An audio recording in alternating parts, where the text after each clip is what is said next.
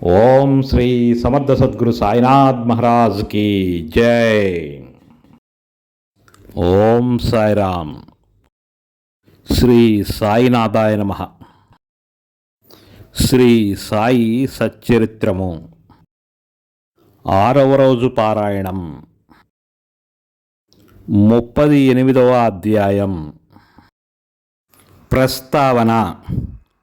బాబా వంటపాత్ర, నానాసాహెబ్ దేవాలయమును అగౌరవించుట, కాల మిశ్రమం, ఒక గిన్నెడు మజ్జిగ.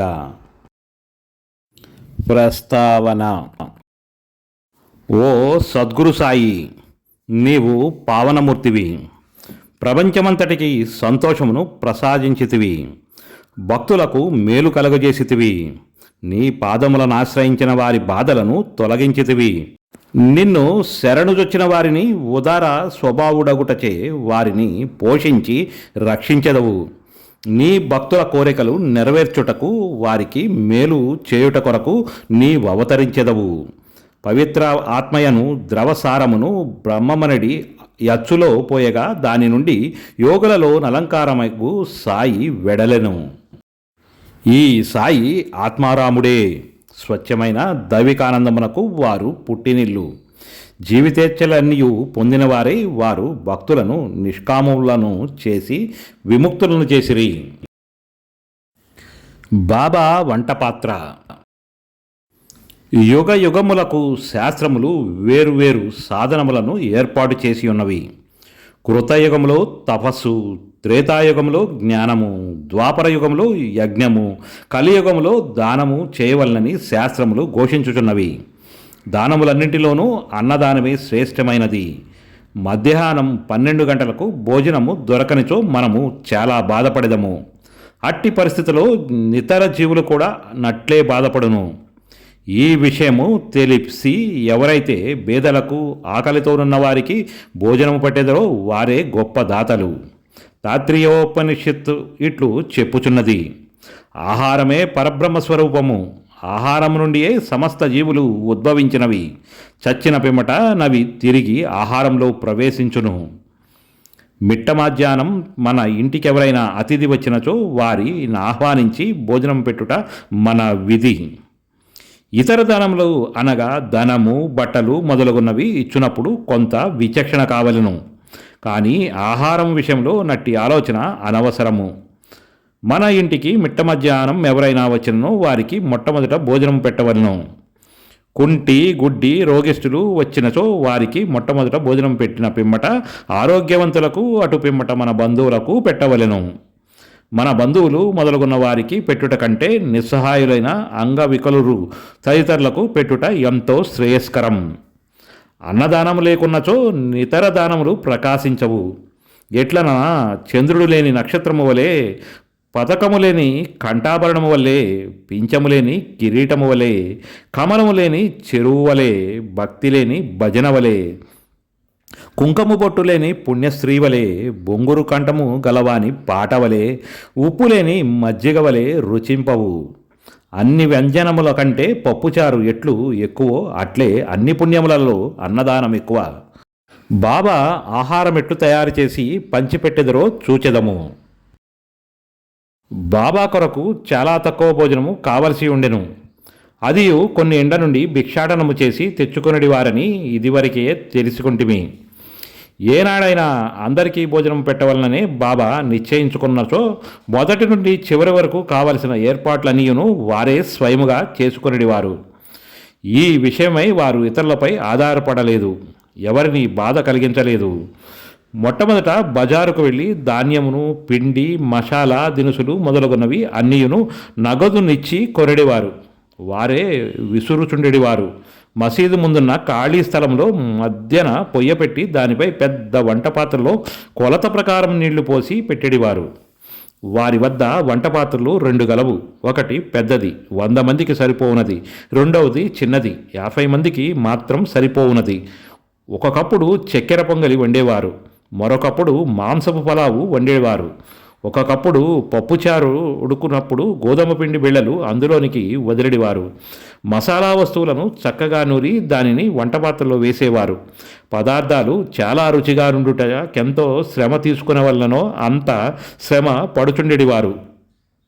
అప్పుడప్పుడు అంబలి వండేవారు. అనగా జొన్నపిండిని నీడల్లో నుడకబెట్టి దానిని మజ్జిగలో కలుపుచుండెడివారు. భోజన పదార్థాలలో ఈ అంబలిని కూడా అందరికీ కొంచెం కొంచెంగా పెట్టెడివారు. అన్నము సరిగా ఉడికినదో లేదో అని పరీక్షించుటకు బాబా తన కఫ్ని పైకెత్తి చేతిని నిర్భయంగా మరుగుతున్న డేకిసాలో పెట్టి కలుపుచుండెడివారు. వారి ముఖమునందు భయ చిహ్నములు కానీ చేయి కాలునట్లుగా కానీ కనిపించడిది కాదు. వంట పూర్తి కాగానే బాబా ఆ పాత్రను మసీదులోనికి తెచ్చి మౌల్యాచే అరగింపు పెట్టించేవారు. మొట్టమొదట కొంత మహల్సాపతికి తాత్యాకు ప్రసాదముగా పంపించిన పిమ్మట మిగతా దానిని బీదవాండ్రకు దిక్కులేని వారికి సంతృప్తిగా పెట్టుచుండెడివి. బాబా స్వయముగా తన చేతులతో తయారు చేసి స్వయముగా వడ్డించగా భోజనము చేసిన వారు నిజముగా ఎంత పుణ్యాత్ములు, అదృష్టవంతులయ్యి ఉండవలెను. బాబా తన భక్తులకి శాకాహారము మాంసాహారం ఒకే రీతిగా పెట్టుచుండినా అని ఎవరికైనా సందేహం కలగవచ్చును. దీని జవాబు సులభము, సామాన్యమైనది. ఎవరు మాంసాహారులో అటివారికే ఆ వంట పాత్రలోనిది పెట్టెడివారు. మాంసాహారులు కాని వారిని ఆ పాత్ర కూడా ముట్టుకోనియలేదు. వారి మనసులో దీనిని తినుటకు కోరిక కూడా కలగనిచ్చడివారు కారు. గురువు గారి ఏదైనా ఇచ్చినప్పుడు దానిని తినవచ్చునా లేదా అని యోచించు శిష్యుడు నరకమునకు పోవునని రూఢి కలదు. దీనిని శిష్యుడు బాగా గ్రహించి నెరవేర్చుచుండిరో లేదో చూచుటకు బాబా ఒక్కొక్కప్పుడు పరీక్షించుచుండెడివారు. దీనికొక ఉదాహరణము. ఒక ఏకాదశి నాడు దాదా కేల్కర్కు కొన్ని రూపాయలిచ్చి కొరాల్బార్కు పోయి మాంసము కొని తెమ్మనెను. ఇతడు సనాతనాచార పరాయణుడగు బ్రాహ్మణుడును ఆచారవంతుడును.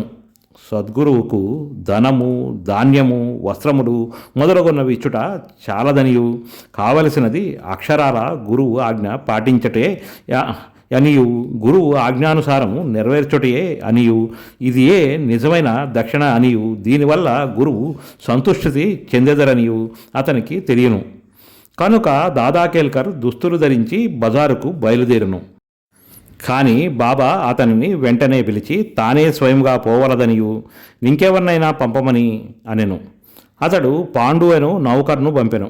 వాడు బయలుదేరుట చూసి బాబా వాణిని కూడా వెనుకకు పిలిచి ఆనాడు మాంసం వండుట మానుకొనిది. ఇంకోసారి బాబా దాదాకేల్కర్కు పిలిచి పొయ్యి మీదనున్న పలావు ఉడికినదో లేదో చూడమన్ను. కేల్కర్ దాన్ని పరీక్షించకయే సరిగా నున్నదని జవాబిచ్చెను. అప్పుడు బాబా నీవు కండతో దానిని చూడలేదు, నాలుకతో రుచి చూడలేదు, రుచిగానున్నదని ఎట్టు చెప్పితివి? మూత తీసి చూడుము అనుచు బాబా అతని చేతిని పట్టుకుని మరుగుచున్న డేకిసాలో పెట్టెను. ఇంకనూ ఇట్ల నేను నీ చేయిని తీయము, నీ ఆచారము నొక పక్కన పెట్టి తెడ్డుతో తీసి కొంచెము ప్లేట్లో వేసి సరిగా ఉడికినదో లేదో తెలుసుకొనుము. తల్లి మనస్సును నిజమైన ప్రేమ జనించునప్పుడు ఆమె తన బిడ్డను గిల్లి ఆ బిడ్డ ఏడ్చునప్పుడు దానిని కౌగులించి ముద్దు పెట్టుకొనుచుండును.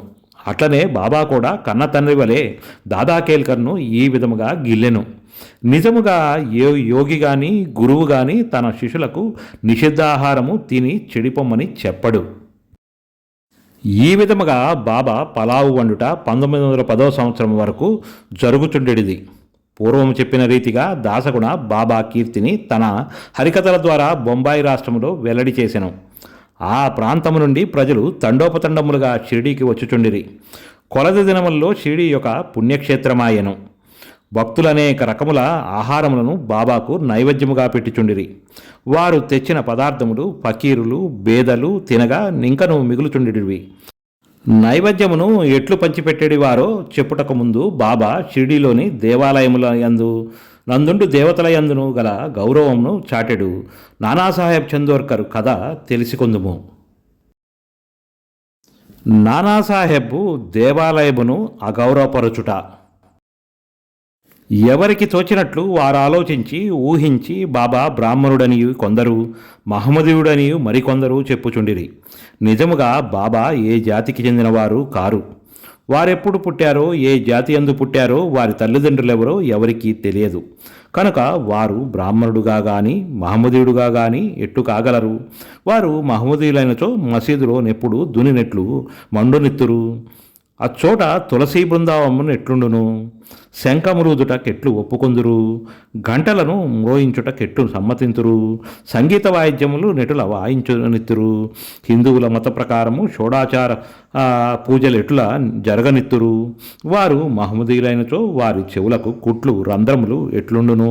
గ్రామంలోని హిందూ దేవాలయములను అన్నిటినీ ఏలా మరామత్తు చేయించిరి?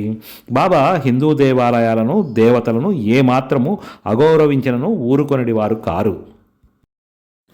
ఒకనాడు నానాసాహెబ్ చందోర్కర్ తన షడ్డుగుడు బినీవాలియాతో షిర్డీకి వచ్చెను.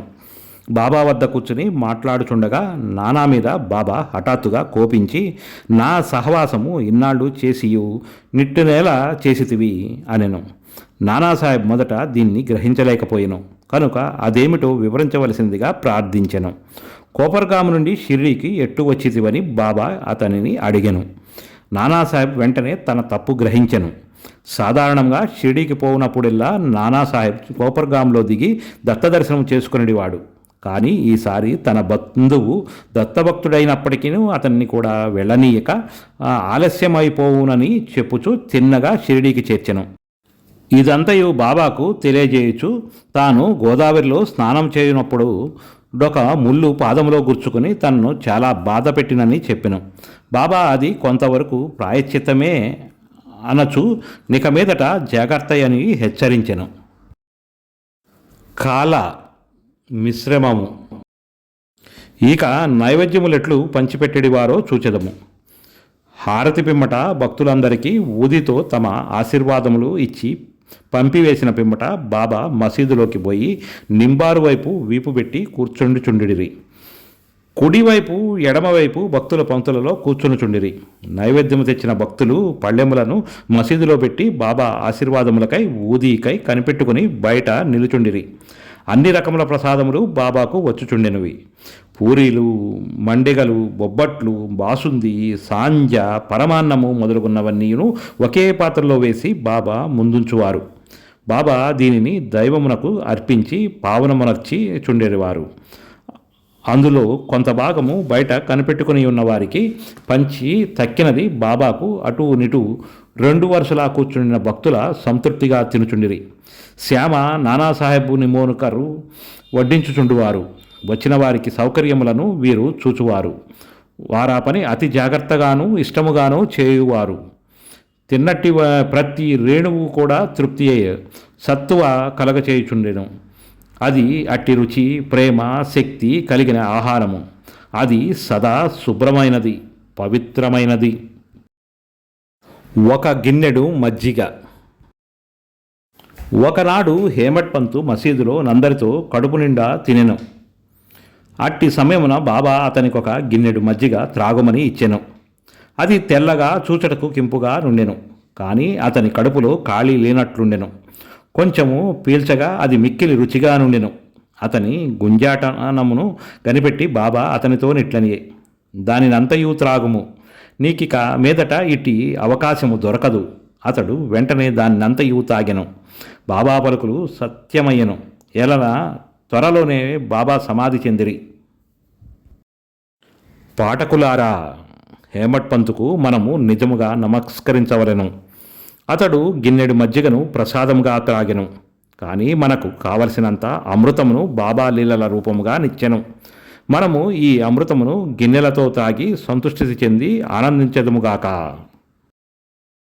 38వ అధ్యాయం సంపూర్ణం. సద్గురు శ్రీ సాయినాథార్పణమస్తు.